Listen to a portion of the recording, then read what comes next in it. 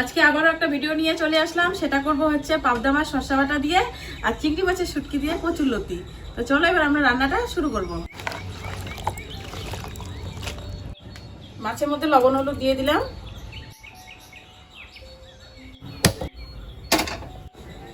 কড়াইয়ের মধ্যে দিয়ে দিলাম তেল, সরষের তেল দিয়ে দিলাম।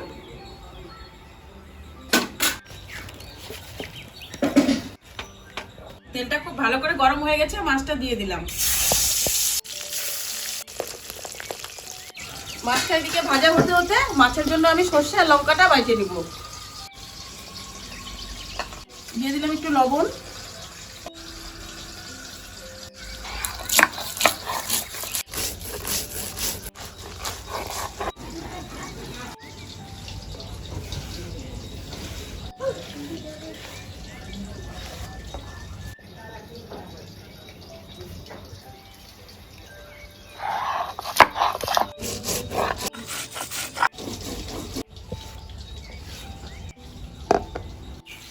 পাবদা মাছ বেশি কড়া করে ভাজবো না, এরকম হালকা করে মাছটা আমি ভাজে নিব।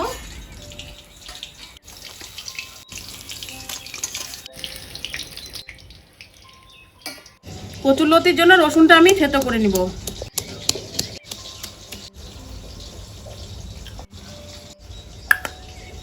দিয়ে দিলাম কালো জিরা, সর্ষে বাটা, কাঁচা লঙ্কা বাটা,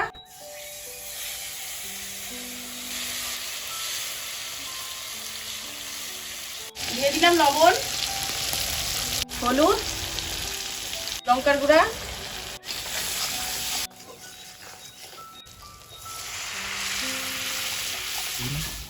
পরিমাণ মতো জল দিয়ে দিলাম। দিয়ে দিব কয়েকটা গোটা কাঁচা লঙ্কা।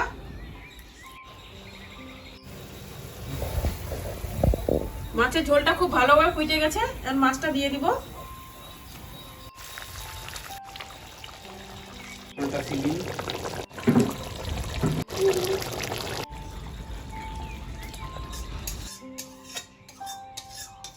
সর্ষে পাবদা হয়ে গেছে, এখন আমি কচুরলতিটা বানিয়ে নিব। কড়াইয়ের মধ্যে দিয়ে দিব জল,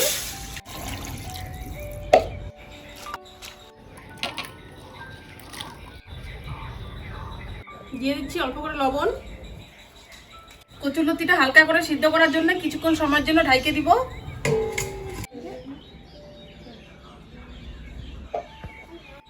আমার তো রান্না হয়নি, ভাই চলে এসেছে, শুধু মাছের ঝোল হইলেও তোমরা দেখতেই পারলে। আর ঘরে ছিল একটা ভাজি করছি, একটা সবজি করছি, তো মাছের ঝোল দিয়ে ভাইকে খাইতে দিব।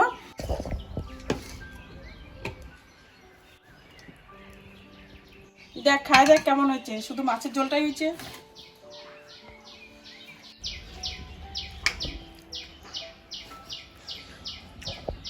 বন্ধুরা, তো সত্যি খুব ভালো হয়েছে রান্নাটা আজকে। এক এক বাড়িতে এক এক রকমভাবে রান্না হয়, তো দিদি আজকে সরষা দিয়ে যে করলো পাবদা মাছটা, এই রান্নাটা একদমই আলাদা হয়েছে। তোমরা চাইলে এইভাবে রান্না করে টেস্ট করে দেখতে পারো, সত্যি অসাধারণ হবে।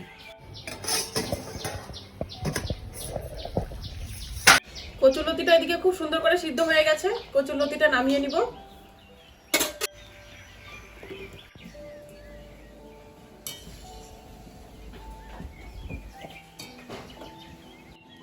অর্ধেক রান্না করে চলে গেছিলাম ভাইকে খাইতে দিতে, এদিকে বাকি রান্না করতে চলে এসেছি। ভাই এক জায়গায় যাবে, তাই সময় খুবই কম, তাই ওকে খাইতে দিলাম আগে। আর এখানে আমি কচুরলতিটা এখন রান্না করে নিব। আর তোমরা যদি আমার চ্যানেলে নতুন হয়ে থাকো, চ্যানেলটিকে অবশ্যই সাবস্ক্রাইব করে দিবে। আর পুরো ভিডিওটা দেখো, ভিডিওটা ভালো লাগলে একটা লাইক করে দিবে। এখানে আমি চিংড়ি মাছের শুটকি নিয়ে নিয়েছি, আর চিংড়ি মাছের শুটকিটাকে গরম জল দিয়ে তোমরা খুব ভালো করে ধুয়ে নিবে। আমিও খুব ভালো করে ধুয়ে নিয়েছি। এখন চিংড়ি মাছের শুটকিটা ভাজে নিব।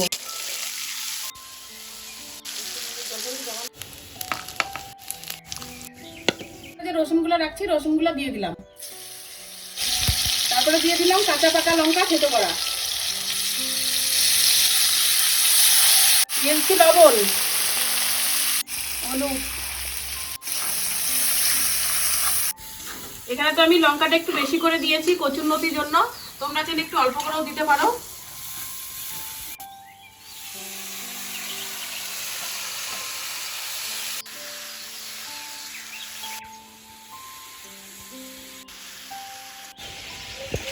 আমরা এখন গ্যাসের ফ্লেমটা লো করে দিয়ে আঁচটা খুব কম করে দিয়ে একটু সময়ের জন্য ঢাইকে দিব, যাতে খুব সুন্দরভাবে মশলাটা শুদ্ধ কচুরলতিটা ভাজা ভাজা হয়।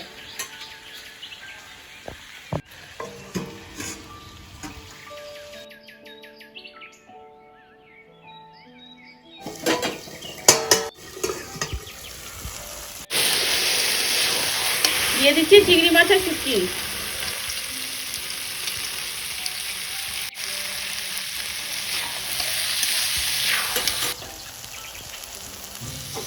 কচুরলতিও রান্না হয়ে গেছে, এবার নামিয়ে নিব।